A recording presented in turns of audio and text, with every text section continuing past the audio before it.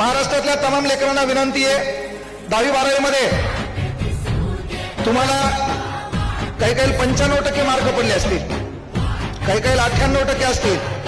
त्याच्यात माईचा आणि बापाचा डायलॉग आहे, ते 2% काऊन कमी झाले. माय हे 45%वर पास झाले आणि बाप हे 40%वर, ते बी बंबाट पाफ्या करून. आणि लेकराकडून अपेक्षा आहे 99%ची. त्याच्या 99%त आम्ही इथं जे व्यासपीठावर बसलोत का, हे तिघं पास झालोत. मग त्याला विनाकामी ताण देऊ नका सध्या. म्हणजे ज्याला 60% मार्क पडले त्यानं लय काही जीवनातून गमवलं असं काही नाहीये, आणि ज्याला 99% मार्क 12वी 10वीला पडले त्यानं लय काही कमवलं असं पण नाहीये.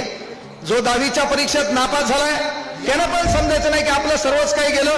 अरे सचिन तेंडुलकर 10वीच्या इंग्रजी पेपरमध्ये नापास झाला. आज वस्तुस्थिती अशी आहे की त्याच इंग्रजीच्या पुस्तकात पहिला धडा सचिन तेंडुलकरवर आहे.